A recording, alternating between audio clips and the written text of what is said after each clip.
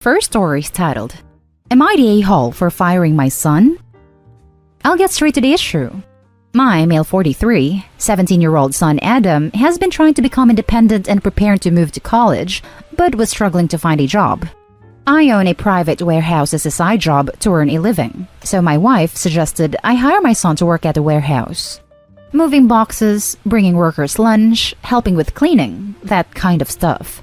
She said it is for both of our benefits, since he couldn't find a job and we needed to hire someone new. I agreed, and Adam was so happy and excited to start working. We agreed on the salary and work hours, so he still have time to study and practice. The first couple of weeks were going fine. That is, until one day. The workers were moving boxes, computers, into the warehouse. The client wanted them to be stored for a few days, and already arranged before they arrived. It was all written down, including the number of computers we stored. In the evening, while I was checking, I noticed there was one computer missing. I gathered all the workers except for Adam, and they had no idea and thought there was a mistake. I brought it up home, and Adam told me that he saw one of the workers putting a box in the garage to take home with him. I was confused, since he couldn't specify which worker it was. He eventually gave me a name and I went to talk to the worker. He denied it, and I ended up giving him X amount of time to bring back the box, and then I discussed why he did what he did. The worker is a single dad with 3 kids, and I've known him for a while, and I wanted to give him a chance. The next day I was busy. My daughter was in the hospital, and I got back to the warehouse at 8 p.m. and it occurred to me to check the cameras. What I saw was Adam putting a box in the back of his friend's car, and then the car left. I knew his friend, and knew Adam stole the computer. I went home and I confronted him. My wife sided with him when he denied it, and after arguing for hours, I fired him and told him he was lucky I didn't call the police. This was my responsibility. The client entrusted me with his computers, and Adam stole on the job. Adam started crying. My wife said it was wrong for firing him, that it was extreme and should have just took from his salary. She refused to drop it and tried to convince me to hire him again, but I refused. I apologized to my worker and I told him if there's anyone he knows who needs this job, I'll be more than happy to hire them. He brought his brother and he started working with us right away. Now, my family calling me an a-hole for hiring an outsider and not my son. Edit. The box was being kept at his friend's place. His friend is such a disrespectful a-hole, I won't be surprised if he was the one who came up with the idea. However, it was Adam who took it, and so he needed to be fired. This is not okay, nor is it acceptable. Now for the top comments. Wow, not the a-hole in this instance, but your family is terrible. Adam happily threw someone he viewed as a worker, and not a single father of 3, under the bus for his crime. Turn your son in to the cops. He is going to hurt more people if you don't. I would have voted everyone sucks here, but we're talking about the one instance, and not your parenting in general. It's unlikely, however, that you are completely blameless for your son's behavior. Your family sounds awful, and you had a hand in creating that. Edit based on OP's new info. Stop. This is not about your son's friend being such a disrespectful a-hole who you think probably came up with the idea. Even though you acknowledge that your son deserves to be fired for his actions, that overall thought process is enabling your son. 100% agree with you. In my opinion, it doesn't matter if he's his son. He's his employee and committed theft. That's a crime and should be reported to the authorities. Big not the a-hole. This is a serious offense, and if this happened with another boss, he might be sitting at a police office now. You're a good boss. I suggest showing your wife the video if she's taking his side. I can't imagine, but the police would have absolutely gotten involved if this was someone else and not me. I'm not tolerating his behavior. I know what he did was wrong, but I wanted to give him a warning to realize his mistake and learn from it. Not the a-hole. He stole from his place of employment and lied about it, and tried to get an innocent employee in trouble for it. If I had done that, I'd freaking expect to get fired. I think trying to get an innocent coworker fired for it was way worse than the stealing itself. That's disturbing, not the a-hole. Am I the a-hole for telling my wife to get over herself, or I'll go to my son's wedding without her? It's a bit of a complicated situation right now. My wife and I got married 13 years ago. I had a son from my previous marriage who was 15 at the time, and my wife had a daughter who was also 15. The kids were already older, and we never believed in pushing them to bond if they weren't interested in that. They had their own separate lives before we married, so there was no point in forcing them into something. I'm guessing you all know where this is going. 2 years ago, my son and stepdaughter, now both 28, sat us down and confessed they have been dating over a year. It was a bit strange for me hearing this, but I was respectful of their relationship, although it did take a while for it not to feel weird for me anymore. I did always consider my stepdaughter like my own and were very close. My wife was upset at first, but she worked it out by believing they would break up eventually. Now that they announced they're engaged and plan to have a small wedding in a couple months, my wife is furious.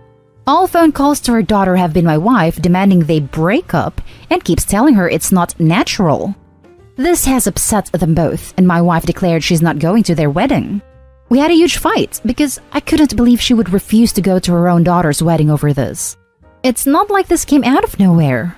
They have been in a serious relationship for years, so she's had time to get over whatever weirdness she feels about it.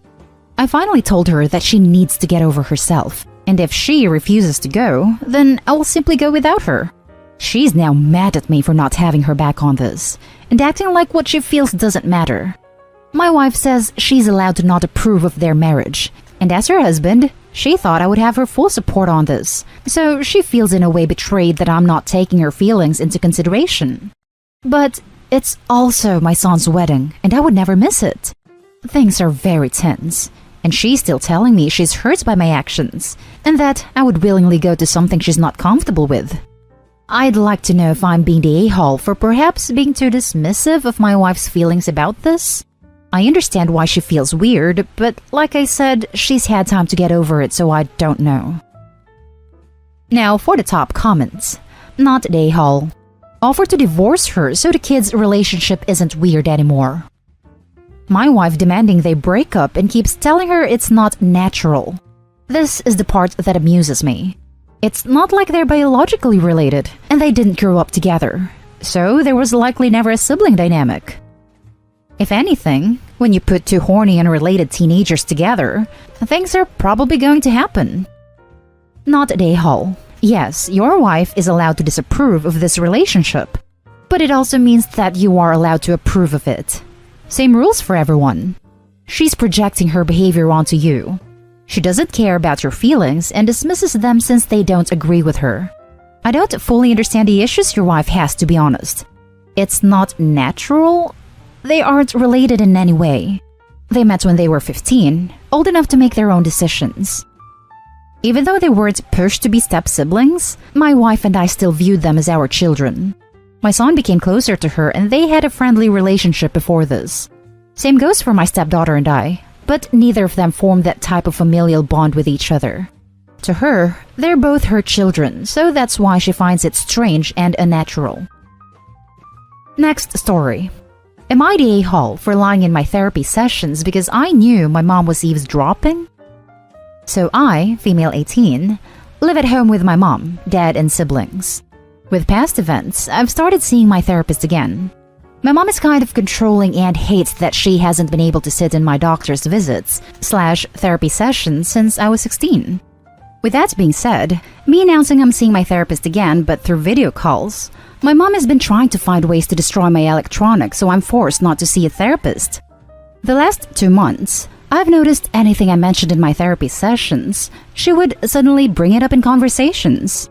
For example, I talked to my therapist about being depressed and missing my best friend because I cannot function without her. She's not dead. I just haven't seen her in person since May last year. And in the middle of my dad and I talking about online games, she asked me if I was depressed and if I missed my best friend. Coincidence? Maybe. But in case that wasn't enough proof, here's another example. I was talking to my therapist about an old friend from camp finding me on social media and getting in contact with me. And that same day, my mom asks me if I've talked to any old friends from camp lately. I finally realized I wasn't overreacting, and she in fact was listening in on my sessions. So I told my therapist about my suspicions, and with her permission, during our last meet I started spewing out as many sinful lies I could. Basically saying things like, I was having intercourse with multiple men from work, that I've been doing these. I said I thought I was pregnant and I didn't know who the father could be. You get the picture. The rest of the day, my mom was angry and throwing things around.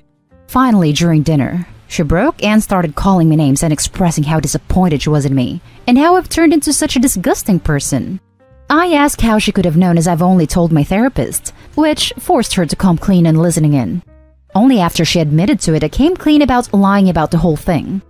My dad said I shouldn't have put her in such a position to believe I'm doing any of which I said. My siblings agreed and said I could have just confronted her about eavesdropping. But confronting my mother would result in me being told I'm overreacting. Am I the a-hole for misleading her? I want to add a few things. I cannot move out because there's nowhere I can go and I'm flat broke, but I am saving. There's nowhere else I can have the sessions but in my room, and I don't have any extra electronics to play because it's usually too loud, and any quieter would be useless. Not the a-hole. Lol. Kudos to the therapist for playing along. Hope she gave you advice on how to stop your mom listening in though. Hey Opie, I know you said you don't have anywhere else to go. I felt that way too, but there are options. Could you go outside and sit in a car? Or maybe you could go somewhere outside your home. If it's cold outside, that might not be ideal. But consider places you could walk to where there wouldn't be a lot of people.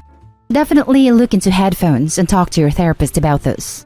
I've been where you are and it sucks, but it helps so much to find a different location. Edit. OP, where is your dad in all this? And how does he feel about her eavesdropping? Can you get any support from him?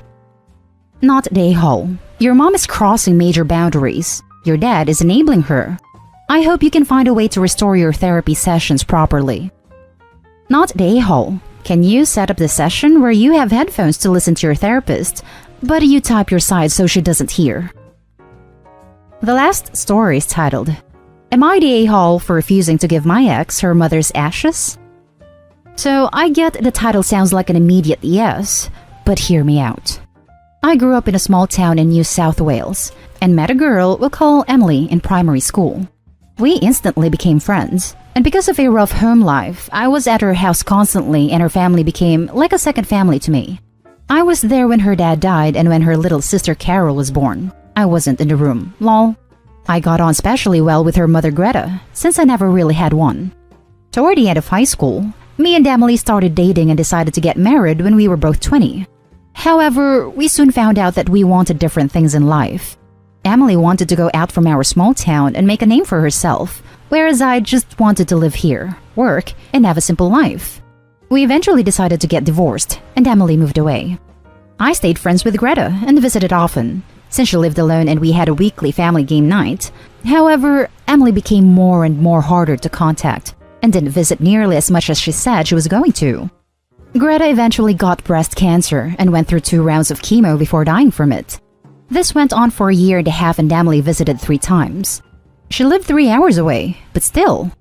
When she died, I immediately tried calling her, and like usual, she ignored a call. Even answered once or twice just to hang up. Her sister had to break the news, and even then, she wouldn't answer, until the 7th call, which she answered by screaming, "What?" I also want to point out, because I feel it's important, that there were no COVID travel restrictions at this time. Nothing was stopping her from coming. So we flew her down for the funeral and we all went to the ceremony. It was so hard for me, and I spent the whole time holding Carol as she was hysterical.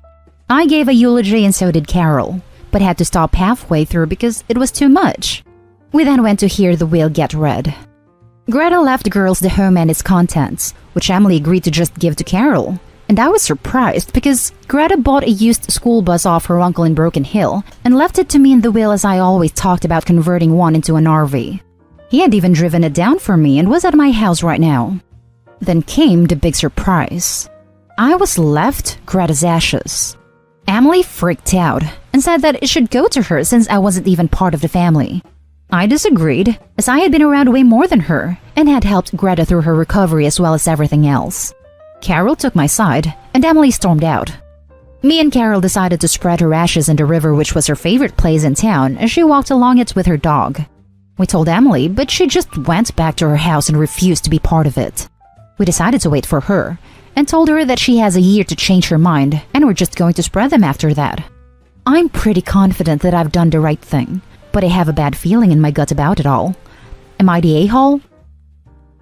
Now, for the comments. Not the a-hole. She willed them to you. This was her wish. Absolutely this. It's as simple as that. No excuses. Not an a-hole. I was left Greta's ashes. That is literally all that matters. Not an a-hole. Yep, the only part of the story that matters. She bequeathed them to you for a reason. Not an a-hole. You were left the ashes because you were trusted to do what is best with them. If Emily doesn't come around, you might consider a memorial necklace for her, with a small portion of the ashes before spreading the rest. That's a good idea. Thanks. I'll look into it.